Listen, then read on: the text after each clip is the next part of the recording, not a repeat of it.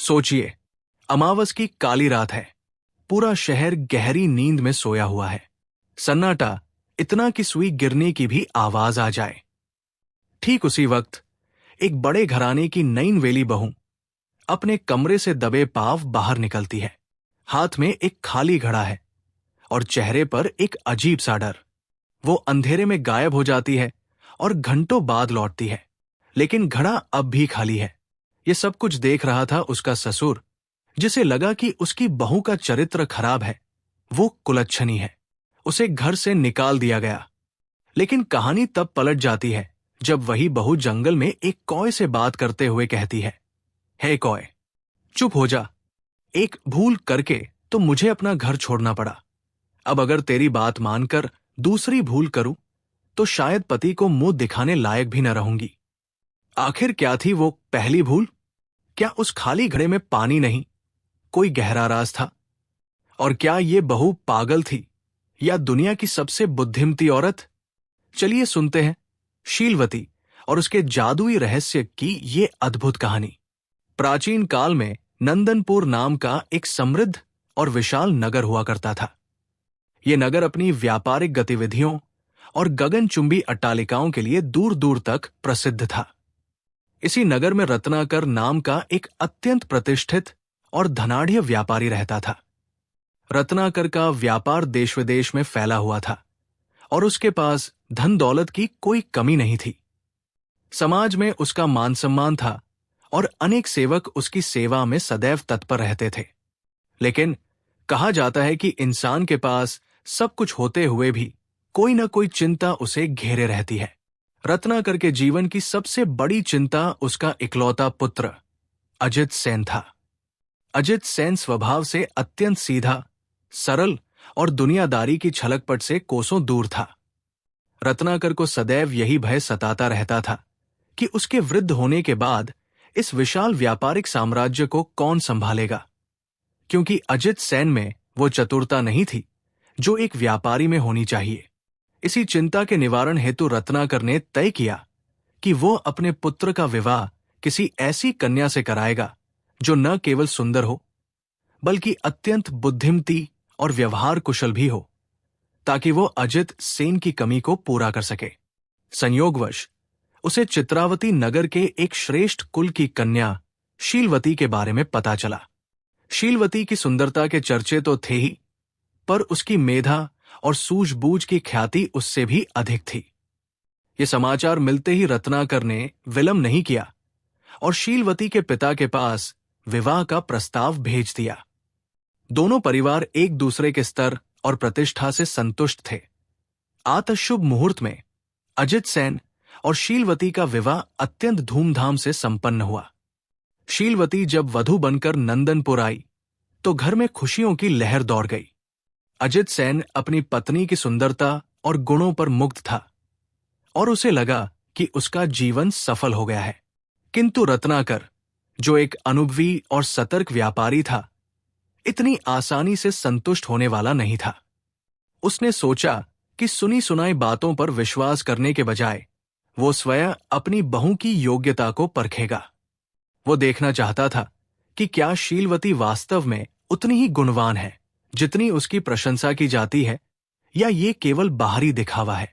इसी उद्देश्य से रत्नाकर ने अपनी बहू पर कड़ी निगरानी रखनी शुरू कर दी।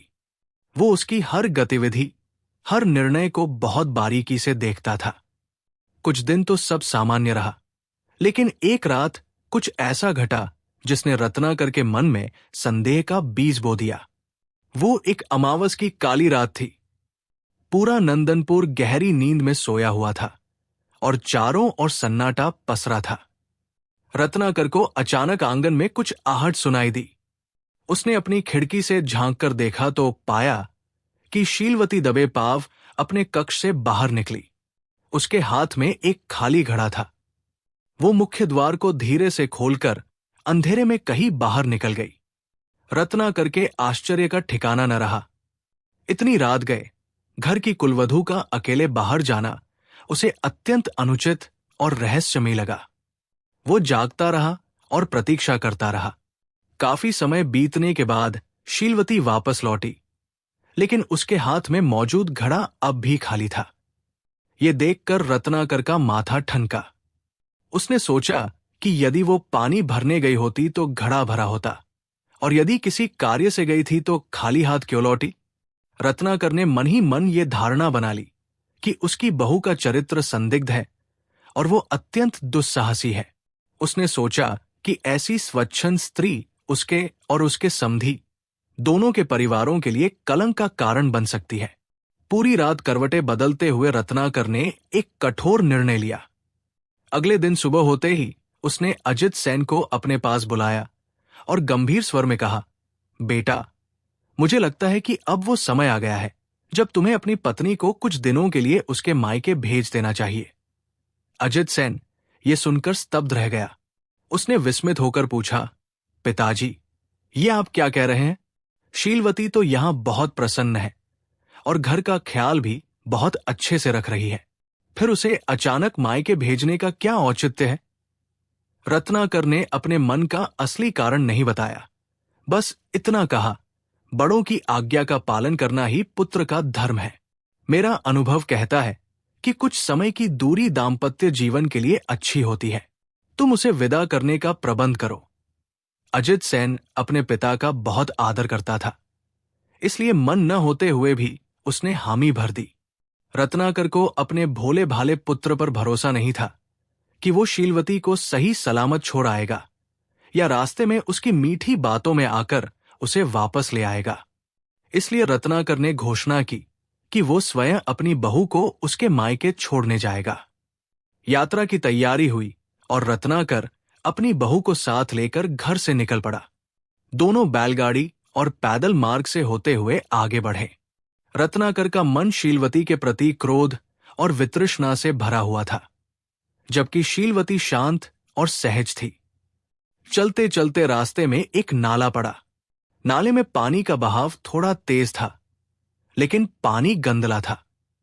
रत्नाकर ने शीलवती को आदेश दिया, बहू, अपनी नई चप्पलें उतार लो और हाथ में पकड़ लो। पानी और कीचड़ में ये खराब हो जाएंगी।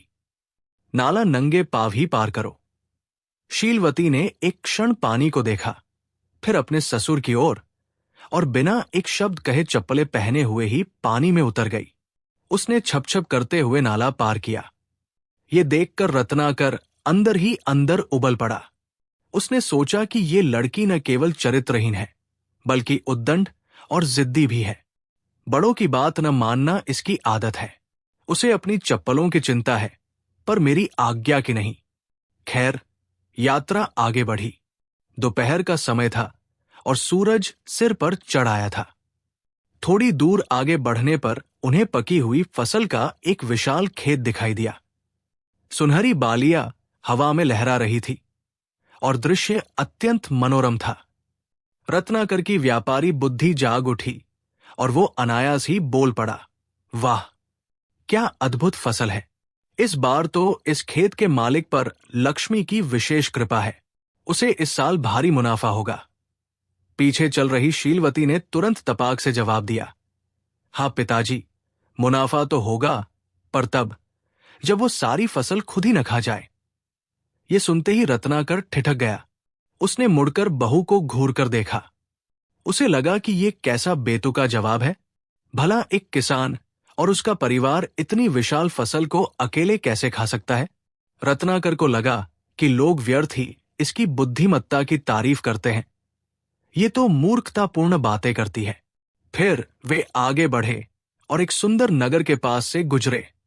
नगर की ऊंची दीवारें, भव्य द्वार और सुव्यवस्थित मकान देखकर रत्नाकर प्रभावित हुए बिना न रह सका। वो बोला, ओह, ये नगर कितना सुंदर और भव्य है। यहां के लोग निश्चित ही सुखी होंगे। शीलवती ने फिर एक अजीब टिप्पणी की, सुंदर तो है पिताजी, लेकिन अगर दुश्मन इसे उजाड़ न दे तो। अब रत्नाकर का धैर्य जवाब देने लगा था। उसे लगा कि उसकी बहू बहुत ही अपशकुनी बातें करती है। इतने सुरक्षित नगर को भला दुश्मन कैसे उजाड़ सकता है? वो झुंझलाकर चुप रह गया। चलते चलते शाम होने को आई और थकान महसूस होने लगी। रास्ते में एक विशाल और घना बरगद का पेड़ दिखाई दिया।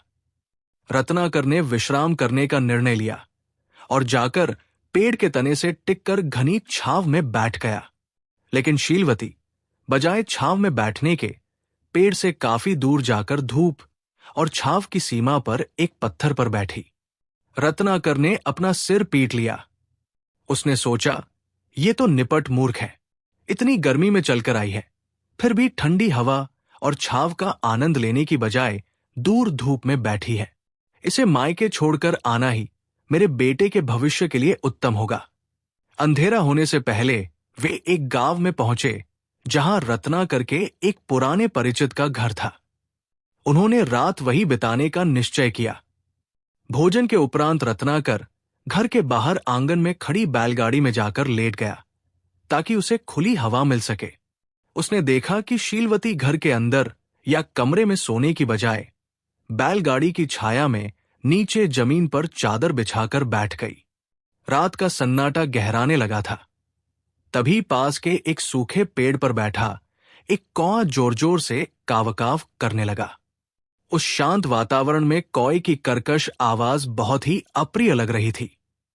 तभी शीलवती ने ऊपर देखा और कौए को संबोधित करते हुए बोली, हे कौए, तुम क्यों व्यर्थ में चिल्ला रहे हो? चुप हो जाओ। एक भूल करके तो मुझे अपना घर बार छोड़ना पड़ा है। अब अगर दूसरी भूल कर बैठूं और तुम्हारी बात मान लूं तो शायद मैं अपने पति को अपना मुख दिखाने योग्य भी न रहूंगी।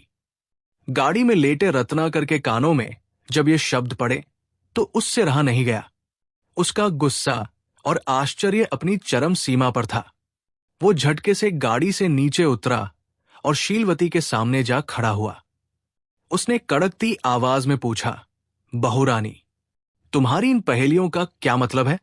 पहले वो खेत वाली बात, फिर नगर वाली बात, और अब तुम इस पक्षी से बातें कर रही हो। क्या तुम सचमुच पागल हो गई हो या मुझे पागल करने का इरादा है? शीलवती ने अत्यंत विनम्रता से सिर झुकाया और बोली, पिताजी, मैं विवश हूं। चंदन में सुगंध होती है, इसीलिए उसे पत्थर पर घिसा जाता है। इसी प्रकार मेरे कुछ विशेष गुण ही आज मेरे शत्रु बन गए हैं।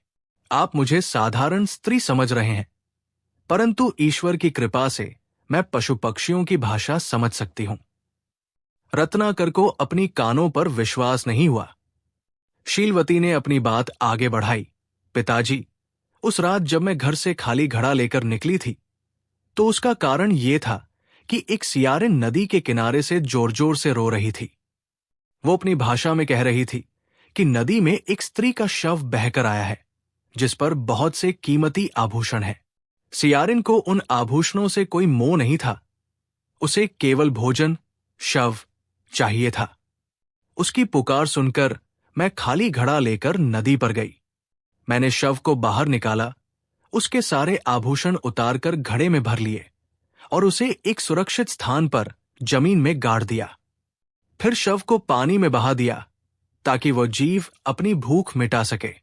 मैं घर तो खाली हाथ लौटी थी, लेकिन वो धन सुरक्षित गाड़ आई थी। बस यही वो भूल थी जिसे आपने मेरा दुस्साहस और चरित्रहीनता समझ लिया। रत्नाकर की आंखें आश्चर्य से फटी रह गई। शीलवती ने फिर ऊपर पेड़ की ओर इशारा करते हुए कहा, और अब देखिए, ये कौन मुझे बता रहा है कि जिस सूखे पेड़ पर यह बैठा है उसकी जड़ों के नीचे एक पुराना और भारी खजाना गड़ा हुआ है। वो कह रहा है कि मैं उसे खोद लूं। पर पिताजी, एक बार धन, आभूषण के कारण मैं घर से निकाली जा रही हूं। यदि मैं फिर से लालच करूं और इस खजाने को निकालने लगूं तो पता नहीं मुझ पर और क्या विपत्ति आएगी। इसीलिए मैंने इससे कहा कि मैं दूसरी भूल नहीं करूंगी। रत्नाकर के मन में लोभ और जिज्ञासा का ज्वार उठ पड़ा। उसने तुरंत घर के मालिक से कुदाल मंगवाई और उस सूखे पेड़ के नीचे खुदाई शुरू कर दी। थोड़ी ही मेहनत के बाद जमीन के नीचे से धातुओं के टकराने की आवाज आई और देखते ही देखते सोने की मोहरों और रत्नों से भरा एक कलश बाहर निकल आया। रत्नाकर स्तब्ध रह गया। उसकी बहू न केवल सत्य बोल रही थी, बल्कि वो वास्तव में एक विलक्षण प्रतिभा की स्वामिनी थी। रत्नाकर का सारा क्रोध क्षण भर में धुएं की तरह उड़ गया और उसका स्थान अपार श्रद्धा और स्नेह ने ले लिया। उसे अपने किए पर भारी पश्चाताप हुआ। उसने गदगद कंठ से कहा, बेटी, मैं बहुत बड़ा अज्ञानी हूं जो रत्न को पत्थर समझ बैठा। मैंने तुम पर संदेह किया, तुम्हें अपमानित किया, फिर भी तुमने मेरा सम्मान बनाए रखा। मुझे क्षमा कर दो, तुम साक्षात लक्ष्मी हो। अब हमें मायके जाने की कोई आवश्यकता नहीं। चलो, हम अभी अपने घर नंदनपुर वापस चलते हैं। अगले दिन सुबह होते ही वे वापस नंदनपुर की ओर चल पड़े। अब रत्नाकर का व्यवहार पूरी तरह बदल चुका था। लौटते समय जब वे उसी बरगद के पेड़ के पास से गुजरे तो रत्नाकर ने जिज्ञासावश पूछा, बेटी, अब तो बता दो, उस समय तुम इस पेड़ की घनी छाया में क्यों नहीं बैठी थी? शीलवती ने मुस्कुराते हुए उत्तर दिया, पिताजी, उस बरगद के तने में बड़े बड़े खोखले थे। अक्सर ऐसे पुराने पेड़ों के कोटरों में विषैले सांप वास करते हैं। इसके अलावा पेड़ की डालियों पर बहुत से पक्षी बैठे थे जो मल त्याग कर रहे थे। यदि मैं वहां बैठती तो या तो सर्पदंश का भय रहता या मेरे वस्त्र दूषित हो जाते। इसीलिए मैंने थोड़ी दूर बैठना उचित समझा। रत्नाकर ने मन ही मन उसकी सावधानी की प्रशंसा की। थोड़ी देर बाद वे उसी नगर के पास पहुंचे। रत्नाकर ने पूछा, और इस नगर के बारे में तुमने क्यों कहा था कि दुश्मन इसे उजाड़ देंगे? शीलवती ने समझाया, पिताजी, मैंने ध्यान दिया कि इस नगर में यात्रियों के ठहरने के लिए कोई सराय या धर्मशाला नहीं है और न ही कहीं पीने के पानी की व्यवस्था दिखी। जिस राज्य का राजा अतिथियों और यात्रियों की सुविधाओं का ध्यान नहीं रखता, वहां की प्रजा स्वार्थी हो जाती है और राजा अलोकप्रिय। ऐसे राज्य में जासूस बड़ी आसानी से व्यापारी बनकर घुस सकते हैं और भेद ले सकते हैं। संकट के समय ऐसे राजा की कोई सहायता नहीं करता, इसलिए ऐसा राज्य असुरक्षित होता है। फिर वो खेत आया। रत्नाकर ने प्रश्न भरी दृष्टि से देखा। शीलवती बोली, पिताजी, किसान को असली लाभ फसल के खेत में खड़े होने से नहीं होता। लाभ तब होता है जब वो फसल समय पर कटे, मंडी में सही दाम पर बिके और उस धन का सही उपयोग हो। यदि किसान आलसी हुआ और उसने फसल को ठीक से नहीं संभाला या उसे बेचकर धन का निवेश करने के बजाय उसे भोग विलास में उड़ा दिया, खा लिया, तो इतनी अच्छी फसल का क्या लाभ? मेरे कहने का अर्थ था कि सदुपयोग ही वास्तविक लाभ है। अंत में वह नाला आया। रत्नाकर ने अपनी गलती मानते हुए पूछा, और चप्पल पहनकर नाला पार करने का कारण? शीलवती ने कहा, पिताजी, नाले का पानी गंदला था और तलहटी दिखाई नहीं दे रही थी। पानी के नीचे नुकीले पत्थर, कांटे या जहरीले जीव हो सकते थे। चप्पलें तो धन से दोबारा खरीदी जा सकती हैं, पर यदि मेरे पैरों में घाव हो जाता या विषैला जंतु काट लेता तो यात्रा रुक जाती और शरीर को कष्ट होता। अपरिचित जल में उतरते समय पैरों की सुरक्षा अनिवार्य है। रत्नाकर अपनी बहू की दूरदर्शिता और तर्कों को सुनकर नतमस्तक हो गया। उसे गर्व हुआ कि अजित सेन के लिए उसने सही जीवन संगिनी चुनी है। घर लौटने पर अजित सेन अपनी पत्नी और पिता को वापस साथ देखकर फूला न समाया। रत्नाकर ने घर की तिजोरी की चाबी और व्यापार के अहम फैसले अब शीलवती की सलाह से लेने शुरू कर दिए। अजित सेन भी समझ गया कि उसकी पत्नी कोई साधारण स्त्री नहीं है, बल्कि साक्षात सरस्वती का रूप है। समय बीतता गया और शीलवती की बुद्धिमत्ता के किस्से घर की चारदीवारी से निकलकर पूरे नगर में फैलने लगे। कुछ समय पश्चात उस देश के राजा का महामंत्री वृद्ध हो गया और उसने सेवानिवृत्ति ले ली। राजा को एक नए, युवा और अत्यंत तीक्ष्ण बुद्धि वाले मंत्री की आवश्यकता थी। राजा ने पूरे राज्य में ढिंढोरा पिटवाया कि जो भी व्यक्ति उनके एक प्रश्न का सही और संतोषजनक उत्तर देगा, उसे राज्य का महामंत्री नियुक्त किया जाएगा। देश भर के विद्वान, पंडित और मेधावी राजधानी में एकत्रित होने लगे। अजित सेन ने भी शीलवती से आग्रह किया, हमें भी चलना चाहिए, क्या पता भाग्य हमारा साथ दे दे।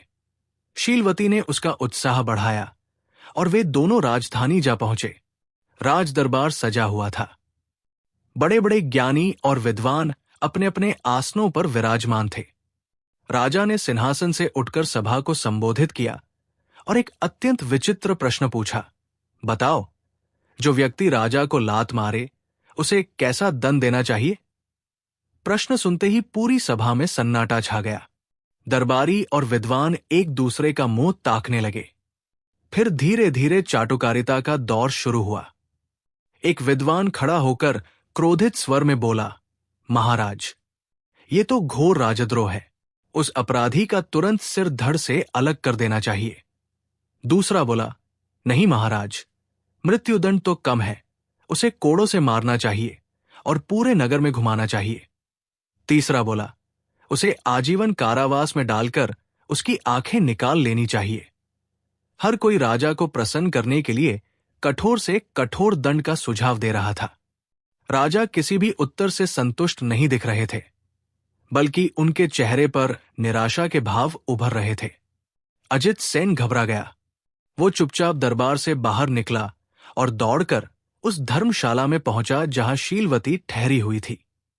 उसने शीलवती को राजा का अजीबोगरीब सवाल सुनाया और दरबारियों के जवाब भी बताए।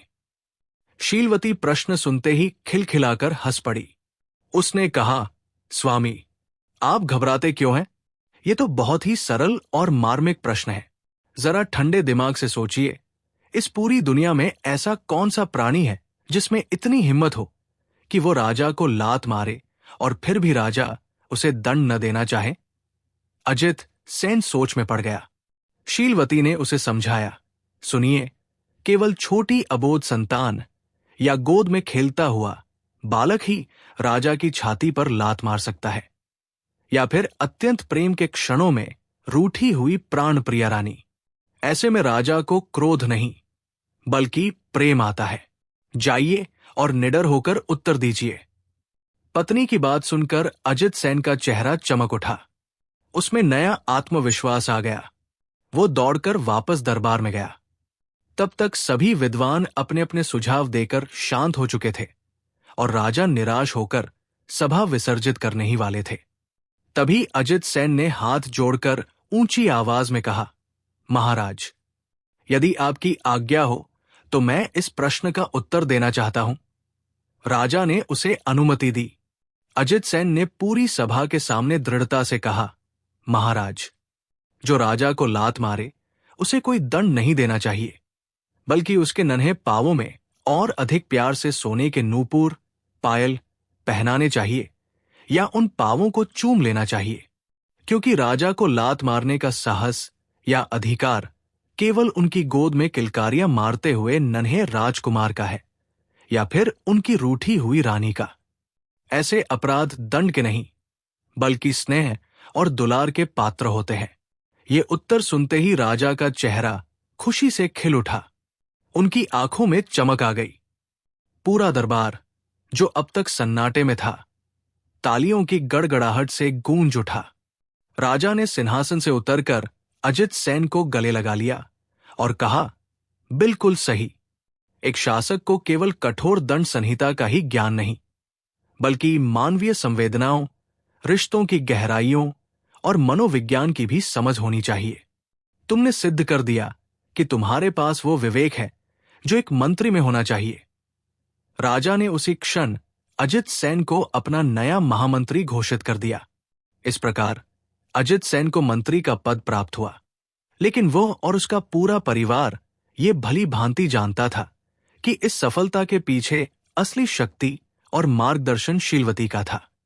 शीलवती की सलाह से अजित सेन ने राजकाज में अनेक सुधार किए और एक न्यायप्रिय व मेधावी मंत्री के रूप में ख्याति प्राप्त की। रत्नाकर का मस्तक गर्व से ऊंचा हो गया और उसने मान लिया कि घर की असली दौलत तिजोरी में रखा सोना नहीं, बल्कि घर की बुद्धिमती और गुणवान बहू होती है। शीलवती ने अपनी सूझबूझ से न केवल अपने अपमान को सम्मान में बदला, बल्कि अपने पति को भी एक साधारण व्यापारी पुत्र से राज्य का महामंत्री बना दिया।